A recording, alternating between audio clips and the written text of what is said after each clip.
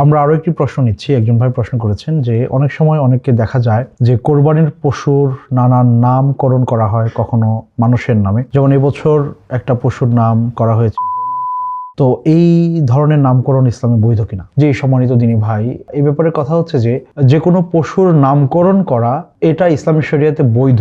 প্রাথমিকভাবে আমরা বলতে পারি রাসূল করিম সাল্লাল্লাহু আলাইহি ওয়াসাল্লামের যুগে আমরা দেখেছি রাসূল করিম সাল্লাল্লাহু আলাইহি ওয়াসাল্লামের যে উটনি ছিল যেটাতে তিনি আরোহণ করতেন সেটার নাম ছিল আল কাসওয়া। আনাস ইবনে মালিক রাদিয়াল্লাহু তাআলা আনহুর ছোট ভাই ছিল, তার নাম ছিল আবু উমাইর।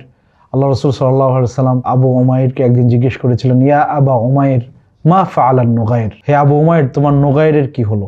তো নুগাইর একটা পাখির নাম। আনাস ইবনে মালিক রাদিয়াল্লাহু তাআলা আনহুর ছোট ভাই একটা পাখি লালন পালন করতো। আনফরচুনেটলি সেই পাখিটা মারা গিয়েছিল। তার খুব মন খারাপ। রাসূল সাল্লাল্লাহু আলাইহি ওয়াসাল্লাম তাকে দেখে জিজ্ঞেস করেছিলেন যে মা ফাআলান নুগাইর, তোমার নুগাইরের কি হলো? এই যে নুগাইর শব্দটা ওই পাখির নাম ছিল। তো এগুলো থেকে বোঝা যায় যে পশু পাখির নামকরণ ইসলামের শরিয়াতে অবৈধ না, এটা বৈধ। তবে কোরবানির পশুর এমন নামকরণ আপনি করলেন যেই নামটা আসলে আমাদের কাছে ঘৃণিত, নিন্দিত। তো এই ঘৃণিত, নিন্দিত এবং সমালোচিত ব্যক্তিদের নামকরণে যদি আপনার পশুর নামটা হয়, তাহলে নিয়ম তো হচ্ছে রাসূল করিম সাল্লাল্লাহু আলাইহি ওয়াসাল্লাম যে পশু আল্লাহ সুবহানাহু ওয়া তাআলার জন্য কোরবানি করতেন সেটা থাকতো সর্বোৎকৃষ্ট পশু, সবচেয়ে সুন্দর, কাবশাইনি আমলাহাইন, দেখতে সুন্দর, শিংওয়ালা, দেখলেই যে পশুটাকে ভালো লাগে। এই ক্ষেত্রে যদি আপনি ঘৃণিত একজন ব্যক্তির নাম কোরবানির পশুর সাথে জুড়ে দেন, তাহলে কেমন যেন ওই ঘৃণিত নামওয়ালা পশুটাই আল্লাহর পথে আপনি জবাই করার জন্য প্রস্তুত করছেন। এটাকে আমরা বলতে পারি যে নিন্দনীয় কাজ,